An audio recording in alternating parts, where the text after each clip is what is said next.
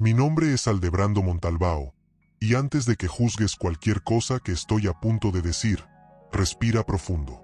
Porque esta no es una historia sencilla. Es una confesión, de esas que dejan a toda la sala en silencio. Todo comenzó cuando estaba en quimioterapia, débil, aislado, intentando sobrevivir. Y fue exactamente en ese momento cuando ocurrió la peor traición de mi vida, viniendo de donde menos lo esperaba, de mi nuera. La mujer a quien recibí en mi casa, a quien traté como una hija, a quien defendí incluso cuando no debería. Ella convenció a mi propio hijo de algo absurdo, algo tan cruel que hasta hoy, cuando lo recuerdo, la voz se me quiebra por dentro. Solo que, en aquella época, nadie me habría creído si lo contaba. Y tal vez por eso decidí grabar esta historia ahora, para que la verdad no muera conmigo. La gente piensa que un hombre enfermo es un hombre frágil. Piensan que no ve, no entiende, no reacciona. Pero quien ha estado al borde de la muerte sabe. Es ahí cuando vemos todo con una claridad brutal. Demasiada, incluso. Perdí casi todo. Casi. Porque, antes de que mis fuerzas se acabaran, descubrí lo que ella hizo a escondidas. Aquí es donde muchos apartan la mirada. Aquí es donde muchos dicen, yo lo habría dejado pasar. Pero yo no soy ese tipo de hombre. ¿Quieres saber lo que hice? Ahí es donde la historia de verdad comienza. Siempre he desconfiado de la gente que sonríe demasiado cuando la situación está oscura, y mi nuera era exactamente así. Delicada al hablar, suave al tocar, pero con una mirada que nunca se encontraba firme con la mía. Al inicio de mi quimioterapia, parecía un ángel dispuesto a cuidarme, pero había algo en ese exceso de cariño que sonaba a traición anticipada. Yo notaba pequeños detalles, cosas que muchos ignoran.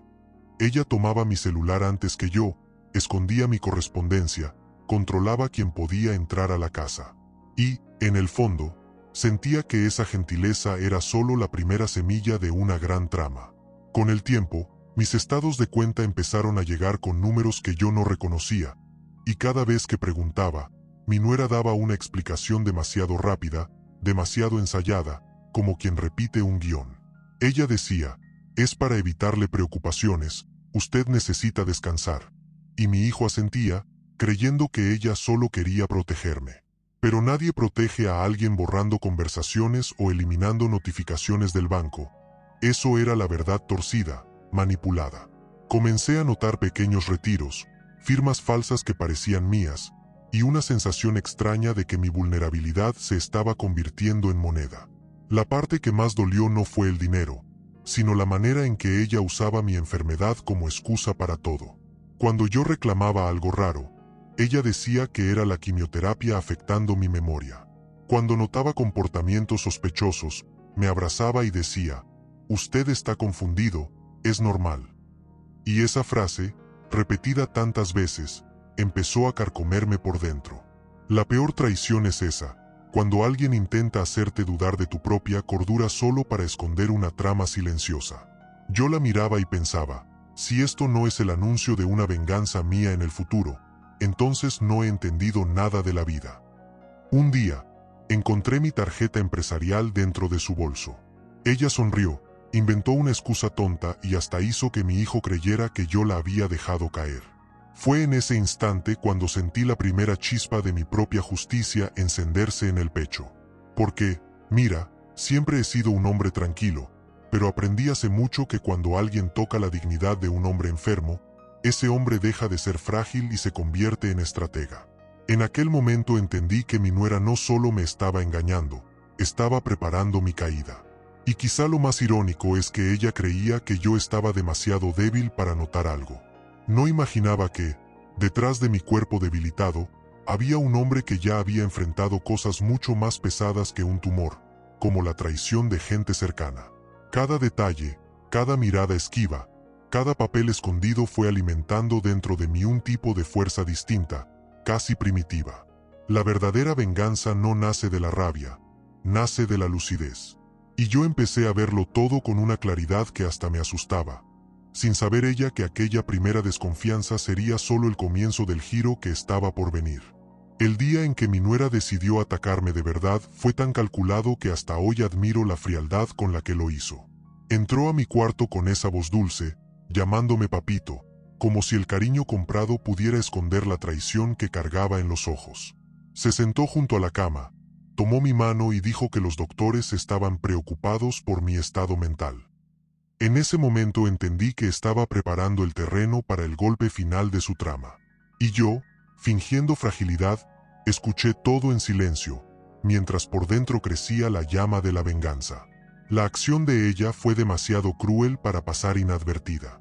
Convenció a mi hijo de que yo estaba incapaz de administrar mi propia vida, que me perdía con cuentas simples, que olvidaba conversaciones, que me confundía con los horarios. Una mentira repetida con convicción se vuelve verdad para quien no quiere ver. Mi hijo le creyó, y esa fue la parte más dolorosa. Porque no se trataba solo del dinero, era robarme la autonomía, la autoridad y la dignidad. Era una agresión emocional, disfrazada de preocupación. Con el pretexto de protegerme de estafas, mi nuera llevó a mi hijo con un abogado, alegando que yo necesitaba transferir la gestión de mi fortuna a la cuenta de ambos. Dijo que era la mejor manera de garantizar la seguridad de la familia. ¿Seguridad para quién? Para ella, por supuesto. Yo sé exactamente cuando se dio cuenta de que mi hijo estaba emocionalmente vulnerable. Fue cuando me vio llorar solo después de una sesión de quimioterapia.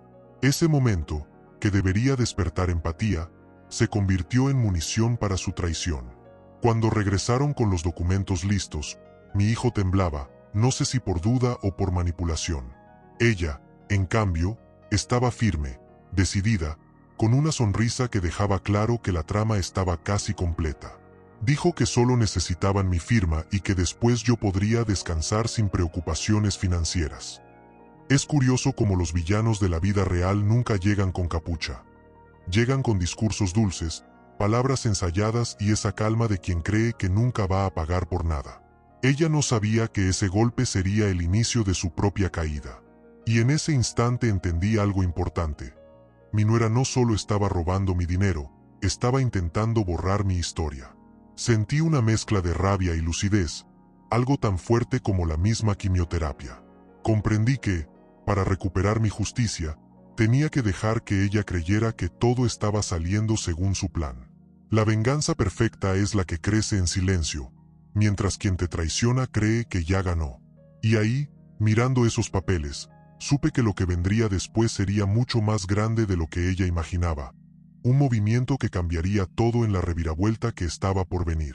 Cuando me di cuenta de que mi nuera estaba a punto de concluir el golpe, algo dentro de mí despertó, un instinto que no tenía nada que ver con la rabia, sino con la supervivencia.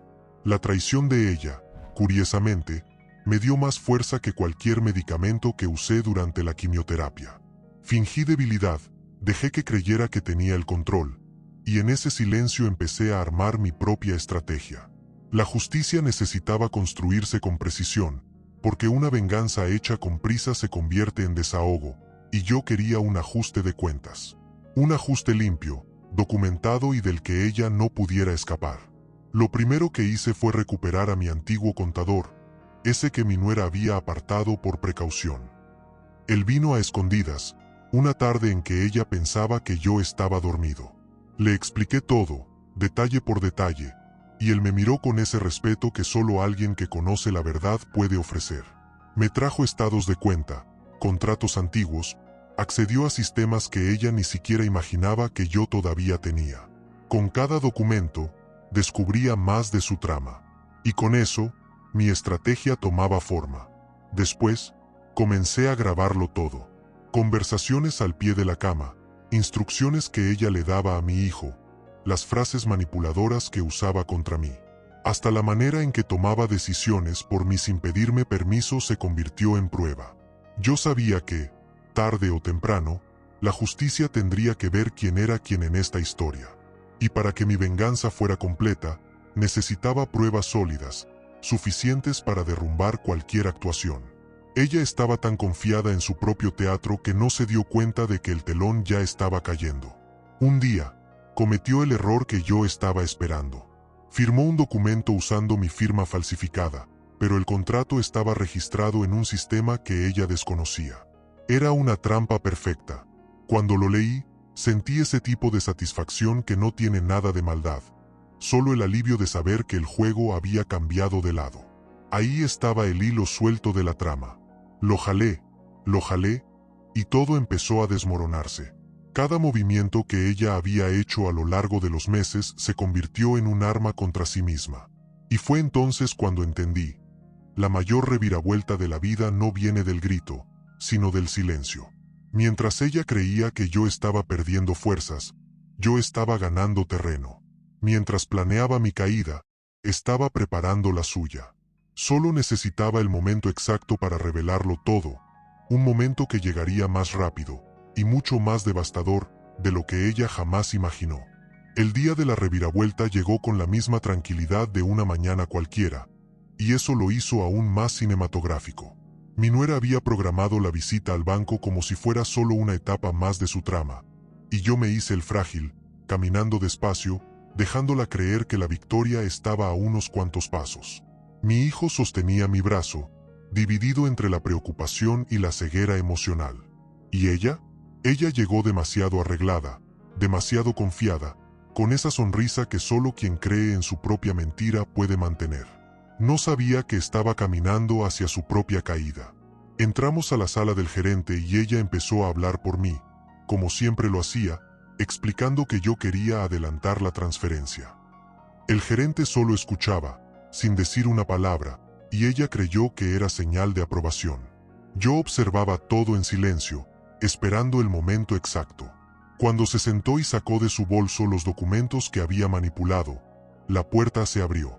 Mi abogado entró, seguido de 2 oficiales de justicia. El silencio que se formó ahí haría que cualquiera reconsiderara su propia verdad. Mi nuera se puso pálida al instante. Nunca olvidaré su expresión. Una mezcla de sorpresa, miedo y esa sensación de que la traición que parecía perfecta finalmente había encontrado un muro. El gerente, que ya estaba enterado de todo, colocó sobre la mesa el expediente que yo mismo había preparado.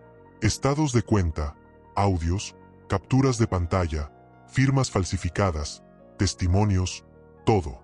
Cada prueba era una puñalada en la narrativa que ella había construido. Yo no necesitaba gritar. La justicia estaba hablando por mí. Mi hijo quedó en shock. Me miró, luego la miró a ella, intentando entender en qué momento todo se había torcido. Y ella, desesperada, comenzó a decir que era un malentendido, que estaba tratando de ayudar, que yo estaba confundido. Pero, por primera vez, nadie le creyó. La máscara se le cayó ahí, en ese preciso momento. Y fue impresionante ver cómo alguien que parecía tan articulado se pierde cuando la verdad aparece desnuda, sin maquillaje. La reviravuelta fue tan grande que hasta el aire de la sala se sintió más pesado. Y quizá lo más impactante fue darme cuenta de que ella nunca imaginó que yo tendría fuerzas para reaccionar. El golpe que había planeado con tanta precisión se convirtió en una trampa contra ella misma, y lo entendió en los ojos de todos los que estaban presentes. Pude sentir cómo empezaba su arrepentimiento, ese arrepentimiento tardío de quien ve su vida derrumbarse en cuestión de minutos. Pero aún había algo más grande, algo que ella ni siquiera sospechaba, porque lo que ocurrió en esa sala fue solo el comienzo de la verdadera venganza. Cuando los oficiales de justicia le pidieron a mi nuera que entregara su celular y su computadora portátil, intentó resistirse, pero la voz le tembló como nunca. Ahí, la mujer que antes controlaba todo con seguridad empezó a darse cuenta de que la traición que había armado ya no tenía arreglo. Los peritos encontraron documentos borrados, conversaciones escondidas, versiones manipuladas de mi firma. Yo observaba todo en silencio, sintiendo una mezcla amarga de alivio y dolor. Alivio por ver por fin a la justicia moverse, y dolor al entender que alguien tan cercano tuvo el valor de intentar destruirme. Su caída empezó ahí, y fue rápida. Mi hijo se derrumbó cuando descubrió que ella usaba su nombre para legitimar parte de la trama. Lloraba como un niño, repitiendo que jamás imaginó que ella fuera capaz de algo así. Y no estaba equivocado, nadie imagina hasta que ve la verdad desnuda. La investigación avanzó como un huracán. Bancos dieron declaraciones, empleados reconocieron órdenes extrañas, hasta vecinos relataron el control abusivo que ella ejercía sobre mi rutina. Y mientras los días pasaban, La imagen de buena esposa se deshacía como tinta bajo la lluvia. El proceso fue abierto por fraude, falsificación y abuso contra una persona vulnerable. Y no pasó mucho tiempo antes de que sus mentiras se derrumbaran una por una. Intentar culpar a mi hijo no funcionó. Intentar acusarme de confusión mental tampoco. Al final, la reviravuelta ya había probado mi lucidez. Era demasiado tarde para arrepentimientos. Su caída fue tan brutal que incluso quienes creían en ella empezaron a alejarse, dándose cuenta de que esa mujer siempre había sido un castillo de arena sostenido por manipulación. Y, por primera vez, sentí que la venganza estaba completa, no por odio, sino por equilibrio. El día que salió la sentencia, fui al tribunal. Quería mirarla a los ojos cuando la jueza leyera los delitos, uno por uno. Ella bajó la cabeza, incapaz de sostener la mirada de aquel a quien intentó destruir. Fue la primera vez que la vi realmente pequeña. Y cuando escuché el sonido de las esposas, entendí que la justicia no falla. A veces, solo llega tarde. Mi nuera fue llevada a prisión, y mi hijo quedó en silencio, tratando de juntar los pedazos de una vida que ella casi nos arrebató. Y ahí, en ese pasillo frío del juzgado, sentí algo extraño. Paz. No felicidad, paz. Porque sabía que la historia no terminaba con ella presa. Terminaba con una lección grabada en la piel. Nunca subestimes a alguien que parece débil. A veces, es precisamente esa persona quien se convierte en el estratega silencioso de su propia salvación. Y, incluso con su caída, una parte de esta historia seguía resonando dentro de mí, anunciando que el próximo capítulo sería contado por mí, con toda la fuerza de mi voz. Al final de todo, aprendí que la vida siempre muestra quién es quién, tarde o temprano. Aprendí que la traición duele, pero la verdad libera, y que la justicia no falla, solo observa en silencio antes de actuar. Si llegaste hasta aquí, dime algo. ¿Cuántas veces has fingido no ver algo solo para evitar un dolor mayor? ¿Cuántas veces confiaste en quien no lo merecía? Piénsalo, porque la línea entre ser engañado y levantarte es más corta de lo que parece. Si esta historia te hizo reflexionar, suscríbete al canal, activa las notificaciones y sigue acompañándome. Aún tengo muchas historias reales que contarte, y algunas podrían cambiar la forma en que ves a las personas a tu alrededor.